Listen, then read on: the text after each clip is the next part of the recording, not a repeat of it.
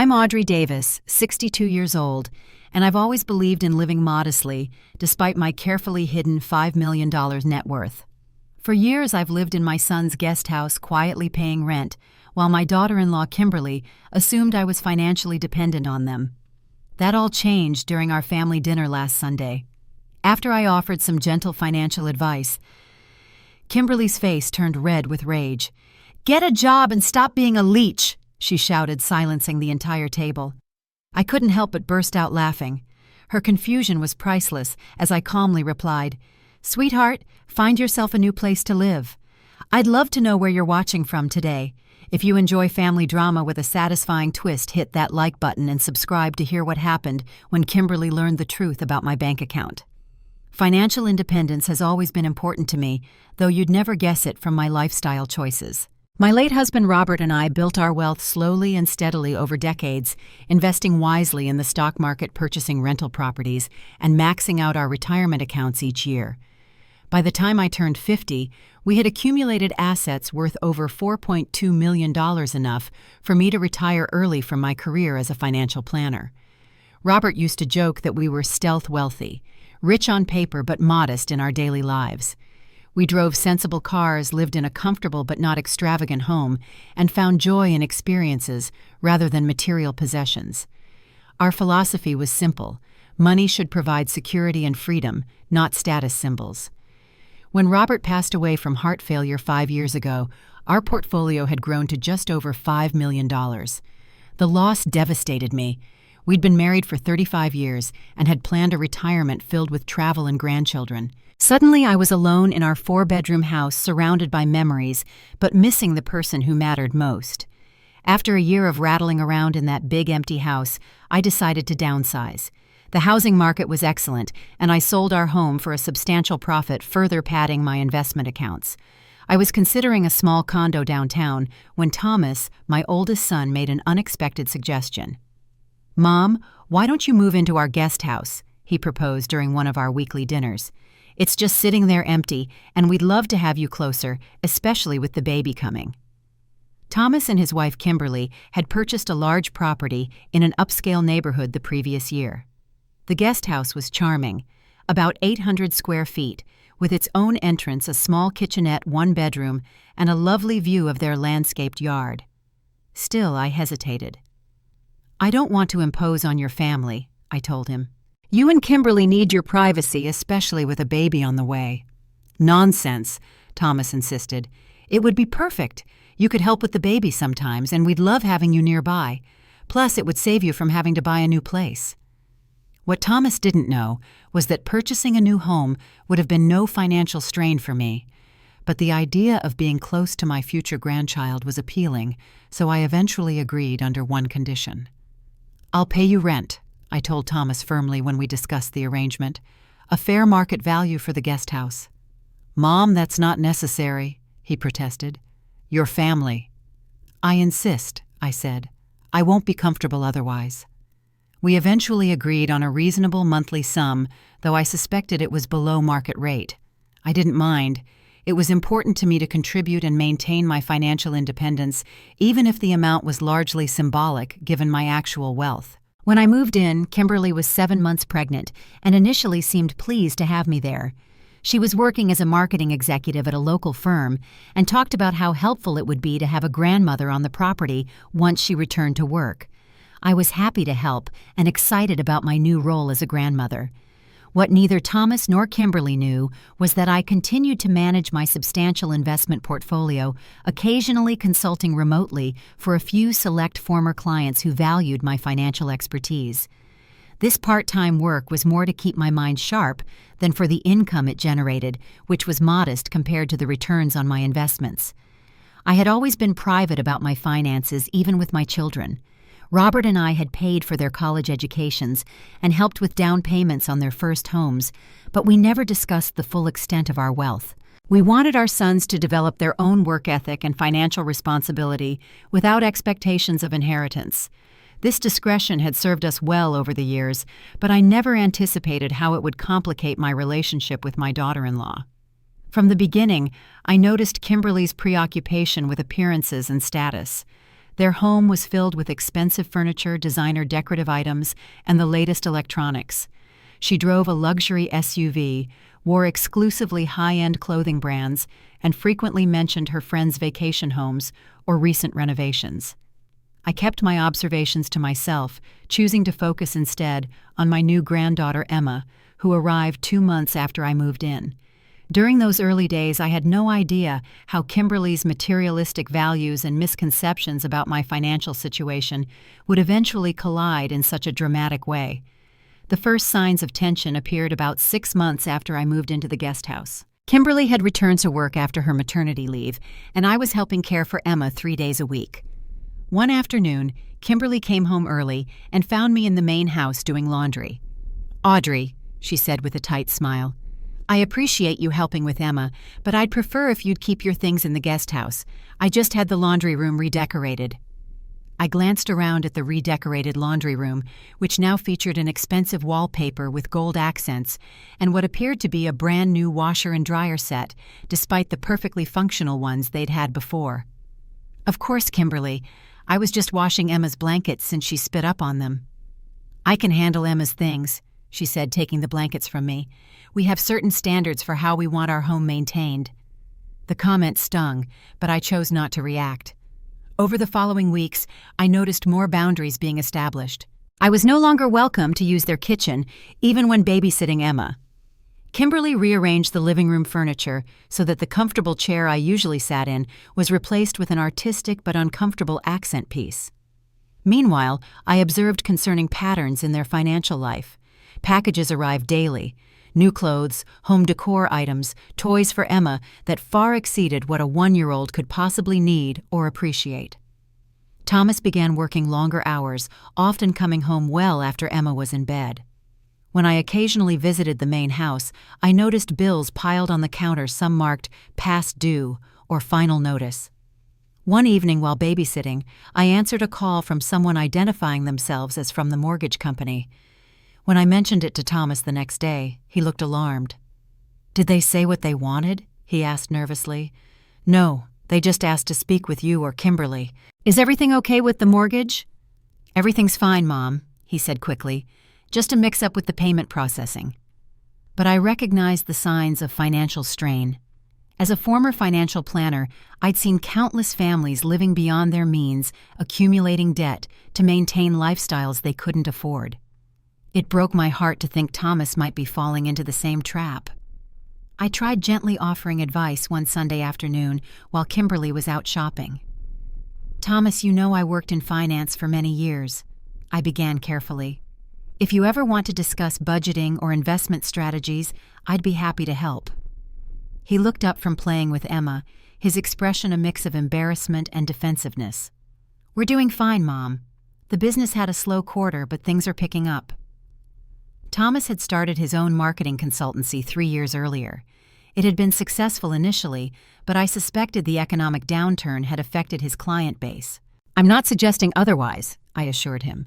"I just remember how helpful it was when your dad and I set up our first household budget. It made a huge difference in our long-term financial security."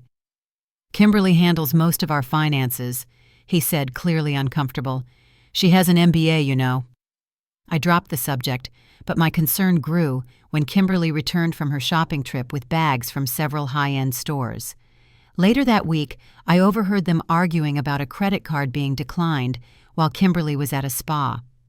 The tension between Kimberly and me increased proportionally with their apparent financial strain. She began making pointed comments about my modest car, a 5-year-old sedan that was perfectly reliable. "Couldn't Thomas help you get something newer?" she asked one day as we walked to the driveway. "That car must be so embarrassing to drive."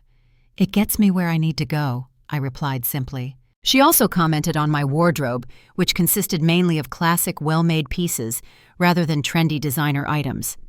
"We should take you shopping," she said with a slightly condescending smile. "Get you some clothes that don't scream, 'retired grandmother.'" I thanked her politely, but declined. My clothes, like my car, served their purpose perfectly well. The most hurtful comments were the ones that suggested I was a burden on them financially.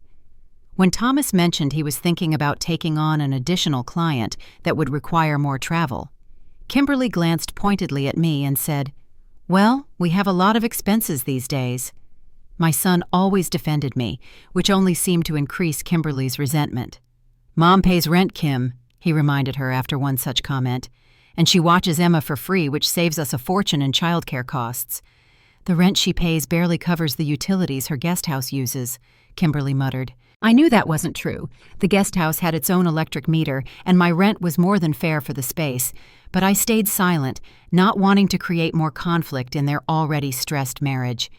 The situation came to a head when Thomas and Kimberly announced they were planning a 2-week vacation to the Maldives, staying at an exclusive resort that I knew from a quick internet search cost over $1,000 per night. "Can you watch Emma while we're gone?" Kimberly asked, not so much a request as an expectation. "I'm surprised you're taking such an expensive trip," I said carefully. "Is that wise right now?" Kimberly's eyes flashed. "We work hard for our money, Audrey. We deserve nice things. Not everyone wants to live like a miser." Thomas looked uncomfortable, but didn't contradict his wife. Later, he explained privately that the trip was an investment in their marriage after a stressful year. I nodded understanding, but felt a growing knot of worry in my stomach. I agreed to watch Emma during their vacation, of course. I adored my granddaughter and treasured our time together. But I also made a decision to watch more closely and perhaps intervene before Thomas and Kimberly's financial situation spiraled completely out of control. The opportunity came sooner than I expected at a family dinner that would change everything. The evening started pleasantly enough. I'd been asked to join Thomas, Kimberly, and a few family members for dinner in their formal dining room. Kimberly had hired a caterer for the occasion, an unnecessary expense that made me wince internally given what I suspected about their finances. Thomas's younger brother James and his wife Patty were there along with Kimberly's sister Lauren and her husband. Unlike Thomas, James knew about my financial situation. He had helped me manage some property investments after Robert died and had been sworn to secrecy about the extent of my wealth. The dining room was immaculately decorated as always. Fresh flowers in an expensive crystal vase adorned the center of the table. The finest china, which I recognized as a wedding gift from Kimberly's parents, was set precisely at each place. Wine flowed freely, a Bordeaux that I knew cost at least $200 per bottle. Conversation flowed easily at first, centered mainly around Emma's latest milestones and James's recent promotion. Then Kimberly steered the discussion toward their upcoming vacation and their plans to renovate the kitchen after they returned. "We're thinking Italian marble for the countertops," she announced, "and custom cabinetry. The designer says it will add tremendous value to the home." "Sounds expensive," James commented, glancing my way briefly. "Are you planning to stay in the house long term?" "Of course," Kimberly replied before Thomas could answer. "This is our forever home. We'll just need to add a wing eventually as our family grows." I noticed Thomas shift uncomfortably in his seat. The idea of an addition, which would cost hundreds of thousands in their neighborhood, clearly made him anxious. "How's your consultancy going, Thomas?" James asked, perhaps sensing his brother's discomfort. "It's been challenging with the economy," Thomas admitted, "but we have some promising new clients in the pipeline." "Well, you'd better land them if we want that kitchen finished before the holidays," Kimberly said with a laugh that held an edge of warning. The conversation then turned to retirement planning when James mentioned setting up additional investments for his future. "It's never too early to start thinking about retirement," Patty added. "My parents didn't save enough and now they're struggling." "That's so true," I agreed. "The power of compound interest over time is remarkable. Robert and I always lived by the principle that if you can't afford to save at least 15% of your income, you're living beyond your means." I wasn't directing this at anyone in particular, just sharing a financial principle I believed in. But Kimberly's posture stiffened noticeably. "Not everyone wants to live like a penny pincher Audrey," she said. "Some of us believe in enjoying life now, not just hoarding for some future that might never come." "There's wisdom in balance," I replied calmly. "Saving doesn't mean not enjoying life. It means making thoughtful choices about what truly brings joy versus what's just temporary satisfaction." Kimberly's sister Lauren nodded. "I've been trying to be more mindful about spending. It's amazing how much we waste on things we don't really need." "Exactly," I said. When Robert and I were younger, we made a game of finding joy in experiences rather than things. Some of our happiest memories cost very little. Kimberly took a long sip of her wine, her knuckles white around the stem of her glass. That's easy to say when you have money, but you've been living off Thomas's generosity since Robert died. Some of us have to work for what we have. An uncomfortable silence fell over the table. Thomas cleared his throat. Mom pays rent, Kim. We've discussed this. A token amount, Kimberly scoffed.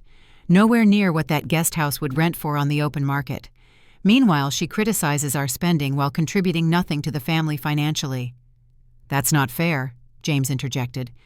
Audrey watches Emma 3 days a week. That's a huge help.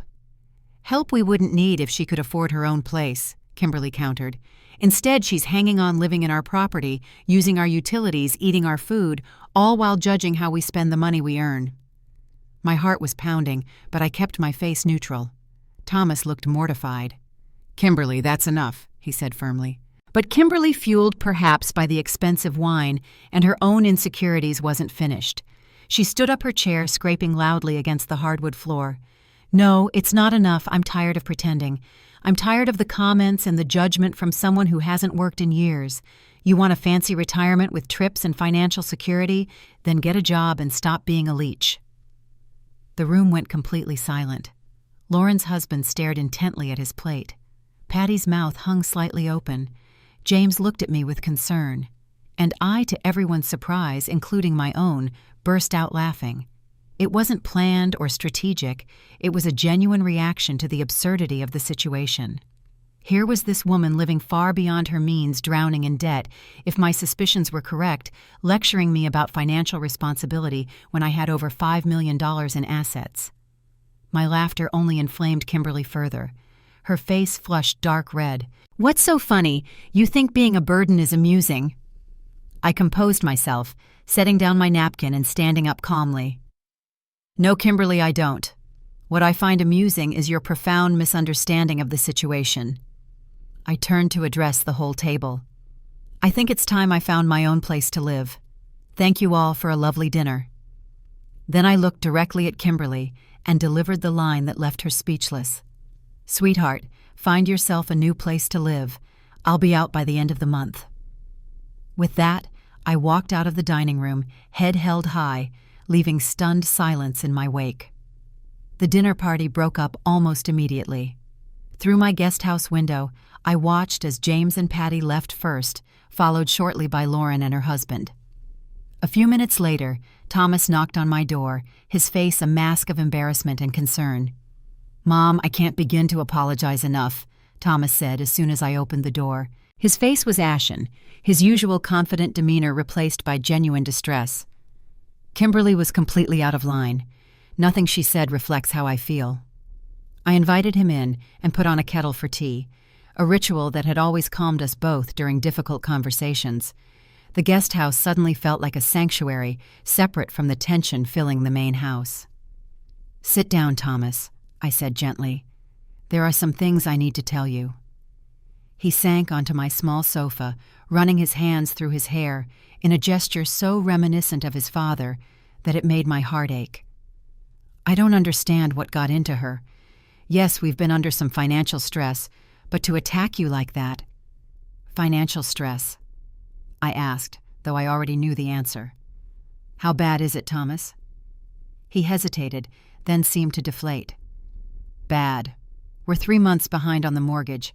The credit cards are maxed out. Kimberly's spending. It's out of control. But I never ever wanted you to feel unwelcome or that you were a burden. You're not Mom, not at all. I poured our tea and sat across from him. There's something you should know, something I probably should have told you years ago. Carefully, I explained my financial situation, the investments Robert and I had built over decades, the properties I still owned and managed, the consulting work I still did occasionally, and finally my total net worth, just over $5 million. Thomas stared at me, tea forgotten in his hands. $5 million, he repeated incredulously. But you live so modestly. The guest house, my old car. Why didn't you ever say anything? Your father and I wanted you and James to develop your own work ethic, to build your own success without expecting inheritance, I explained. And honestly, after he died, it just seemed simpler not to discuss it. Money changes how people see you, how they treat you. Like Kimberly would have treated you very differently. Thomas acknowledged a look of understanding dawning on his face. Exactly. I wanted to be valued for who I am, not what I'm worth. I paused, then added gently, and I wanted to see how you and Kimberly handled your finances without expecting bailouts. Financial compatibility is so important in a marriage. Thomas flinched slightly. Well, now you know. We've failed spectacularly at that. Not failed, I corrected. Struggled, yes. Made mistakes, certainly. But failure only happens when you stop trying to improve. We sat in silence for a moment, the weight of these revelations settling around us. Finally, Thomas spoke again. Why didn't you ever say anything about our spending? You must have seen what was happening. Would you have listened? I asked softly. Or would it have seemed like criticism from your financially conservative mother who doesn't understand modern lifestyles? He gave a rueful smile. Probably the latter, if I'm being honest, especially if it came through Kimberly's filter. I raised you with good financial values, Thomas. Deep down, you know the principles of living within your means, saving for the future, distinguishing between needs and wants. But it's hard to maintain those values when your partner doesn't share them. Thomas nodded slowly. Kimberly grew up differently. Her parents gave her everything she wanted. She equates spending with love status success. That's not a judgment on her character, I said carefully, but it is a fundamental difference in values that you need to address together. So what happens now? Thomas asked. Were you serious about moving out? Absolutely, I replied without hesitation. It's time. I've enjoyed being close to Emma, but I need my own space, and frankly, you and Kimberly need to work through your issues without me in the mix. But Mom, we need the rent you pay. Without it, I held up a hand to stop him. I'm prepared to help you get back on solid financial ground, but with conditions. You and Kimberly need professional financial counseling. You need a realistic budget and a plan to pay down your debt, and most importantly, you both need to commit to it. Relief flooded his face, followed quickly by embarrassment. I never thought I'd need financial help from my mother at 35. This isn't a bailout, I clarified. It's an opportunity to reset to build better financial habits. I won't enable continuing down the same path. We talked for another hour, outlining a preliminary plan to address their most pressing debts and establish a reasonable budget. Throughout the conversation, I could see Thomas processing not just their financial situation, but also this new understanding of me, his mother, the millionaire next door, who had been quietly watching their financial self-destruction while living in their guest house. We should talk to Kimberly tomorrow, I suggested as our meeting wound down, together calmly when emotions aren't so raw. Thomas nodded, hugging me tightly before he left. I'm sorry, Mom, and thank you, not just for the financial help, but for the wake-up call we obviously needed. As I prepared for bed that night, I felt a surprising sense of liberation. The secret I'd carried for years was finally out, at least to Thomas. And while I hadn't planned for it to happen this way, perhaps Kimberly's outburst was exactly what we all needed to bring honest conversations to the surface. The next morning, I prepared a simple breakfast in my kitchenette, giving Thomas and Kimberly time to talk privately before our planned meeting. At precisely 10 o'clock, I walked over to the main house and knocked on the door rather than using my key, a small but significant change in our dynamic. Thomas answered, looking tired but resolute. Come in, Mom. We're in the living room. Kimberly sat stiffly on the edge of the sofa, her posture defensive, eyes red-rimmed from either crying or lack of sleep. The coffee table between us held a pot of coffee and 3 mugs, a peace offering of sorts. Thank you for coming over, Thomas began as we all sat down. I've told Kimberly about our conversation last night. Kimberly's eyes darted to mine, a mix of disbelief and calculation in her gaze. Thomas says you're wealthy, she said, the word coming out as if she couldn't quite believe it. I am financially secure, yes, I replied evenly. Robert and I built our nest egg carefully over many years. But you drive that old car and your clothes. She gestured vaguely at my simple sweater and slacks. I value quality over labels, durability over trends, I explained. My car is reliable and paid for. My clothing is comfortable and appropriate for my lifestyle. I don't measure my worth or happiness by my possessions. Kimberly seemed to be processing this information, recalculating every interaction we'd had through this new lens.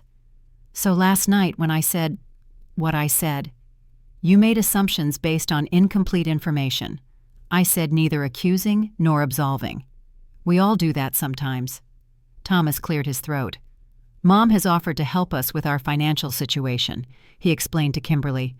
But we need to make some significant changes. What kind of changes? Kimberly asked, wariness evident in her tone. For starters, a realistic budget, I said. One that allows you to meet your financial obligations first, save for emergencies and retirement, and then allocate what's left for discretionary spending. You mean cutting back on everything? Kimberly translated, a defensive edge returning to her voice. I mean prioritizing, I corrected gently. Distinguishing between needs and wants, between what brings lasting value and what offers only momentary satisfaction. And if we don't want financial advice, Kimberly challenged. Thomas interjected firmly. That's not an option, Kim. We're 3 months behind on our mortgage. The credit cards are maxed out. We need help, and Mom is offering it. Kimberly's expression shifted from defiance to calculation again. She turned to me with a suddenly warm smile that didn't reach her eyes. Audrey, I am so sorry about last night.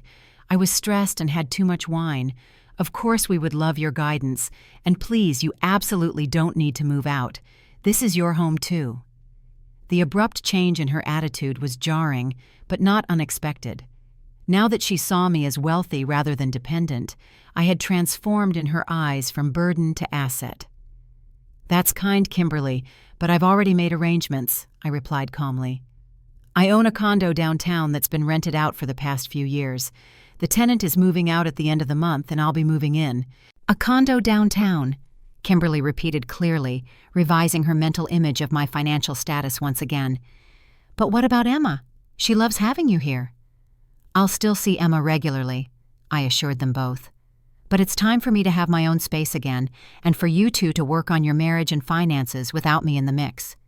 But the rent you pay helps us make the mortgage, Kimberly protested, dropping all pretense now. My financial assistance will more than make up for that, I explained, provided you both commit to the plan we establish. Thomas nodded firmly. We will, Mom.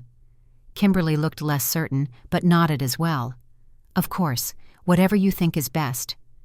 I outlined my proposal. I would help them catch up on their mortgage and pay off the highest interest credit cards. In exchange, they would meet with a financial counselor of my choosing, establish and follow a strict budget, and provide transparent access to their accounts until they were back on track.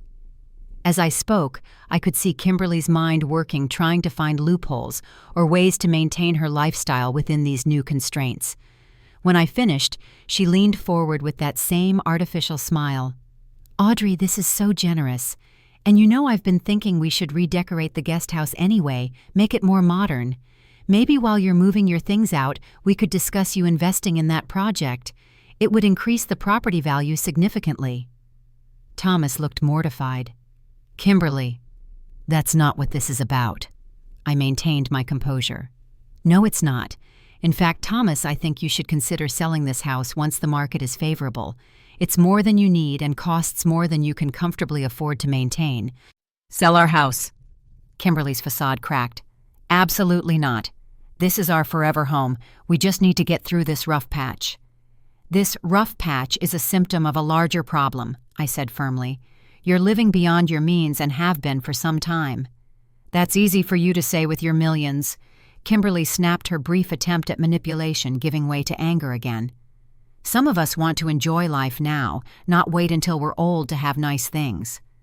I've enjoyed my life tremendously, I countered. Travel, education, time with family, the freedom to retire early, all possible because of careful financial planning, not despite it. Thomas stood up abruptly. That's enough, Kimberly. Mom is offering to help us out of a hole we dug ourselves. Either we accept her terms or we figure this out on our own. And frankly, I don't see how we do that without selling the house and possibly declaring bankruptcy. The word bankruptcy seemed to finally penetrate Kimberly's defenses. Her shoulders slumped slightly. "Fine, we'll meet with the financial counselor. And follow the budget we establish," Thomas added firmly. "No exceptions, no hidden spending." Kimberly nodded reluctantly. No exceptions. As I left their house that morning, I felt both hopeful and realistic. Financial habits don't change overnight, and Kimberly's quick shifts between hostility manipulation and grudging acceptance suggested the road ahead would be bumpy. But Thomas seemed genuinely committed to change, and sometimes one partner's determination can eventually bring the other along. More importantly, I felt liberated. The weight of my financial secret had lifted, and with it the constraints of trying to fit into someone else's household. It was time for a new chapter in my life, one where I could be fully myself, openly secure in my financial independence, and establish healthier boundaries with my son and his wife. Moving day arrived on a beautiful spring morning. James and Patty came to help along with 2 friends from my community center yoga class. We formed an efficient team loading my modest belongings into James's truck and my car. Kimberly maintained a cool distance, smiling tightly whenever Thomas was looking, but otherwise avoiding interaction. Emma, now nearly 2, was confused by the activity and clung to my legs whenever I was within reach. "Gamma go?" she asked repeatedly, her little face scrunched with concern. "Gamma's moving to a new home," I explained gently. "But you'll come visit me, and I'll come see you too, I promise." By early afternoon, everything was transferred to my downtown condo, a lovely 2-bedroom unit on the 8th floor of a secure building with a doorman and rooftop garden. Floor-to-ceiling windows offered views of the city park and river beyond. After 5 years in the guest house, the space felt positively luxurious. "This is gorgeous, Mom," James said as he helped arrange my furniture in the living room. "Why on earth did you stay in Thomas's guest house for so long?" "Emma," I said simply, and hoped that Thomas and Kimberly would figure things out on their own. Patty snorted lightly as she unpacked kitchen boxes. That was never going to happen as long as Kimberly thought she had a built-in babysitter and someone to look down on. "Patty," James warned, but I just smiled. "It's fine. There's some truth there. But hopefully they're on a better path now."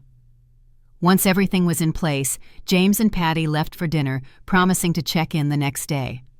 I stood alone in my new living room, a glass of wine in hand, watching the sunset paint the sky in brilliant oranges and pinks beyond my windows. For the first time in years, I felt truly at home in a space that was entirely mine.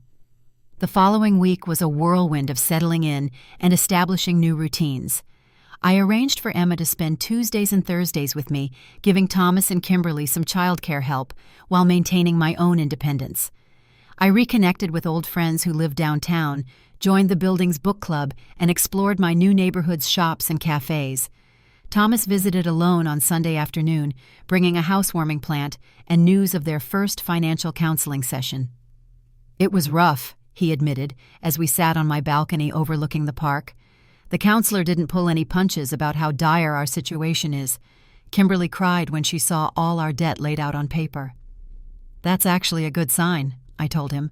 "Sometimes we need that emotional shock to prompt real change." Thomas nodded. "I think it's finally sinking in for her. She canceled her regular salon appointment yesterday and returned a package that arrived from Nordstrom. Small steps, but significant for her." "And how are you feeling about everything?" I asked. He sighed, looking out at the park where families strolled in the spring sunshine. "Embarrassed, relieved, grateful, worried about whether Kimberly can really adapt to living on a budget, concerned about what it means for our marriage if she can't." He turned to me with a rueful smile, but also strangely liberated, like I've been carrying this enormous secret weight of financial stress, and now it's out in the open. "I understand that feeling very well," I said, thinking of my own recently revealed secret. "I keep thinking about what you and Dad taught me growing up," Thomas continued. "The conversations about saving, investing, distinguishing between needs and wants. Somewhere along the way, I lost sight of those principles. Or maybe I just chose to ignore them because confronting Kimberly's spending seemed harder than dealing with the debt." "Marriage requires compromise," I acknowledged, "but not at the expense of your core values or financial security. Finding that balance takes ongoing communication and sometimes professional help. Like the financial counselor who now has all our credit cards locked in her office safe, Thomas asked with a laugh. Exactly like that, I agreed, smiling. Before he left, Thomas hugged me tightly. I'm sorry it took Kimberly's outburst to get us here, but I'm glad you're in a place that makes you happy, and I'm grateful for your help, not just financially, but for being honest about what we need to do.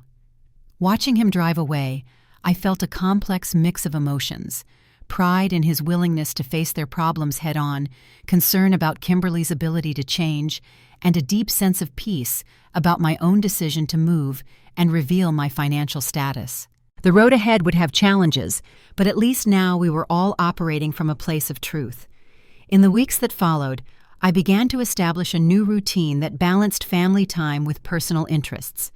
I joined a financial literacy group for women over 50 at the community center, eventually agreeing to lead some sessions based on my professional experience. I started swimming regularly at the building's pool, took cooking classes at a nearby culinary school, and even went on a few casual dates after being set up by well-meaning friends. One of those setups with a retired professor named George evolved into a pleasant friendship. George shared my values about money and lifestyle, preferring simple pleasures and meaningful experiences over material displays of wealth. We enjoyed concerts in the park museum exhibitions and long conversations over coffee about everything from politics to philosophy. Meanwhile, Thomas and Kimberly's financial journey progressed with predictable ups and downs. The budget I'd helped establish with their financial counselor was strict, but reasonable, with a clear path to debt reduction and eventual savings. Thomas embraced it fully, seeming relieved to have external accountability. Kimberly struggled more, oscillating between committed participation and resentful compliance. Their first major test came about 3 months after my move, when the financial counselor suggested they cancel their planned Maldives vacation and opt for something local instead. Kimberly lost it, Thomas reported during our weekly call. Said she'd been looking forward to this trip for a year and wasn't going to stay in some cheap cabin instead. How did you handle it? I asked. I stood firm for once, he said, and I could hear the pride in his voice. Explained that luxury travel isn't compatible with our current financial reality or goals. Then I suggested a compromise, a long weekend at that lake resort 2 hours away. Still special, still a break, but a fraction of the cost. And she's thinking about it, Thomas said, which is actually progress compared to a few months ago. Small victories accumulated. Kimberly agreed to trade in her luxury SUV for a more practical vehicle, significantly reducing their monthly payment and insurance costs. They started using cash for discretionary spending rather than credit cards. Thomas picked up 2 new clients, increasing their income. By month 4, they were current on their mortgage again and had paid off 2 of their highest interest credit cards. But the greatest victory wasn't financial at all. It was the gradual shift in Kimberly's attitude toward me. As their financial situation improved, her resentment began to fade, replaced by a grudging respect. She never explicitly apologized for her dinner table outburst, but her behavior spoke volumes. She began asking thoughtful questions during our financial discussions, rather than sitting in sullen silence. She sent photos of Emma with little updates about her development. Once she even called to ask my opinion about whether they should refinance their mortgage. 6 months after moving out, I invited Thomas, Kimberly, and Emma to my condo for dinner. It would be our first social gathering since the disastrous family dinner that had changed everything. I spent the day preparing not just the food, but myself as well. This dinner represented more than just a meal. It was an opportunity to establish a new normal in our family dynamics, one built on honesty, mutual respect, and healthier boundaries. The menu was simple but thoughtful: roast chicken with herbs, colorful roasted vegetables, wild rice pilaf, and a light lemon tart for dessert. Elegant comfort food that required no showing off or excessive expense. My condo looked beautiful in the early evening light. I'd arranged fresh flowers on the dining table, set out Emma's favorite toys in a corner of the living room, and chosen soft jazz as background music. Everything was welcoming without being ostentatious. At precisely 6, the doorbell rang. Emma rushed in first when I opened the door, throwing her little arms around my legs with a squeal of "Gamma!" Thomas followed with a bottle of wine, not overly expensive but thoughtfully chosen. Kimberly entered last, holding a small gift bag and looking uncharacteristically nervous. "Your home is lovely," she said, glancing around with genuine appreciation, rather than the appraising look I'd grown accustomed to. "The views are amazing." "Thank you," I replied, accepting the gift bag she extended. Inside was a handmade card from Emma and a beautiful potted orchid. "This is thoughtful, Kimberly. Thank you." Dinner proceeded with a surprising ease, our conversation flowing more naturally than it had in years. Thomas shared news of his business, which was slowly but steadily growing. Kimberly talked about scaling back to part-time at her marketing firm to spend more time with Emma.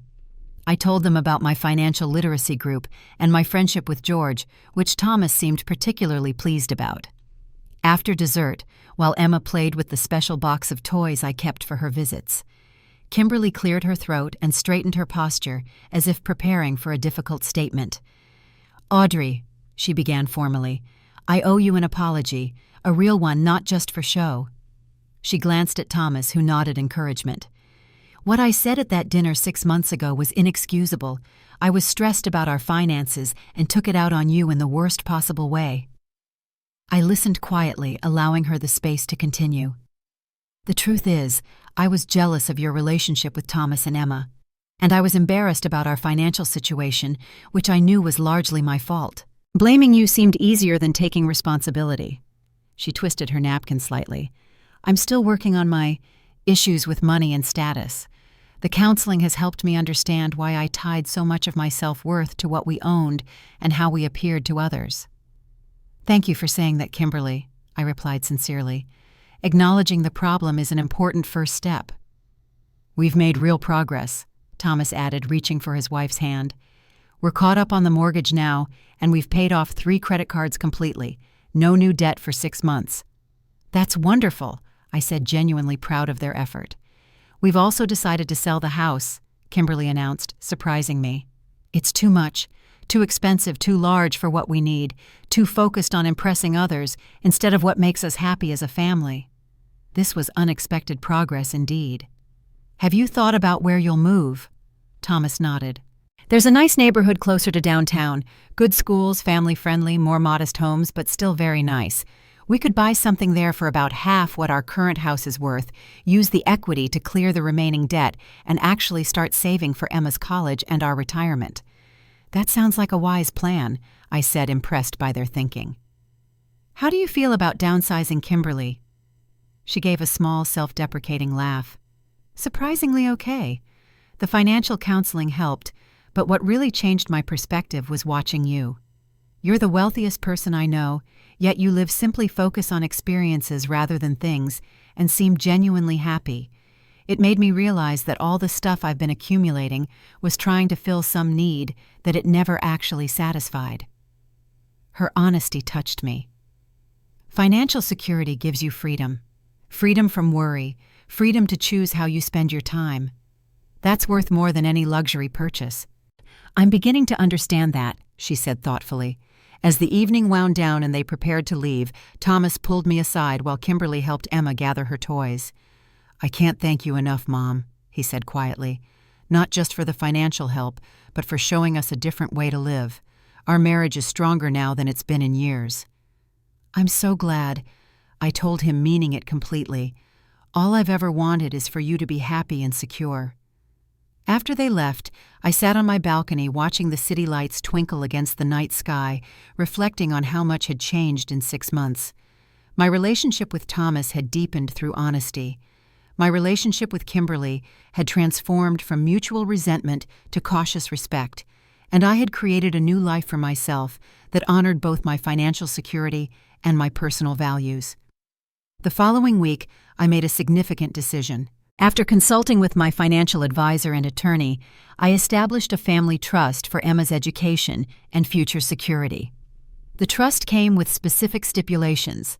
Funds would be released for education at any age, but any other distributions before age 30 would require completion of a financial literacy program I designed based on my years of professional experience and personal practice. When I told Thomas about the trust, he was moved to tears. "This is incredibly generous, Mom." "It's not just about the money," I explained. "It's about passing on values and knowledge. Financial literacy is one of the greatest gifts we can give the next generation." With that same philosophy in mind, I expanded my involvement with the Community Center's financial education program, eventually developing a comprehensive workshop series specifically for women in transition, widows, divorcees, retirees, or those simply seeking financial independence. The workshops quickly gained popularity with participants ranging from young professionals to women in their 70s and 80s. Through this work, I found a new purpose that combined my professional expertise with my personal journey. Each woman's story was different, but the core principles remained the same: understanding your relationship with money, distinguishing needs from wants, planning for security while still enjoying the present. 1 year after Kimberly's dinner table outburst, my life had evolved in ways I never could have predicted. I had a beautiful home that reflected my values, a growing circle of friends who appreciated me for who I was, not what I owned, a rewarding volunteer position, sharing financial wisdom with others, a warm friendship with George that was slowly developing into something more, and most importantly, a healthier, more honest relationship with my family. Thomas and Kimberly had sold their oversized home and moved into a charming 4-bedroom house in the neighborhood they'd researched. The change seemed to benefit everyone. They were financially stable for the first time in their marriage.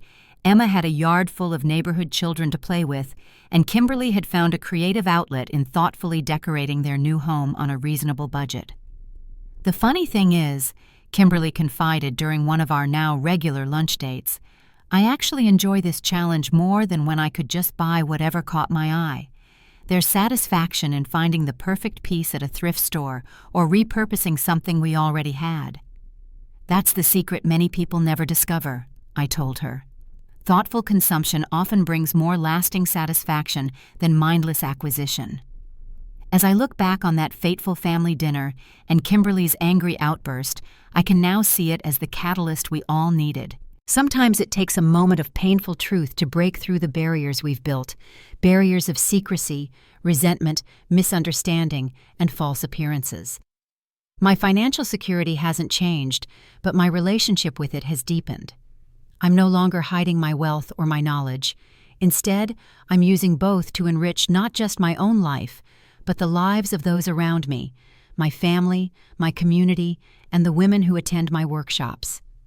If you're struggling with family tensions around money or hiding your own financial truth for fear of how others might react, I encourage you to find the courage for honest conversations. They may be uncomfortable initially, but they create space for authentic relationships built on truth rather than assumptions. Have you experienced financial tensions in your family? How did you resolve them? Share your story in the comments below. And if this resonated with you, please like this video, subscribe to our channel for more real-life stories, and share with someone who might need this message today. Remember that true wealth isn't measured in dollars, but in security, peace of mind, and the freedom to live authentically. Thank you for being part of this journey with me.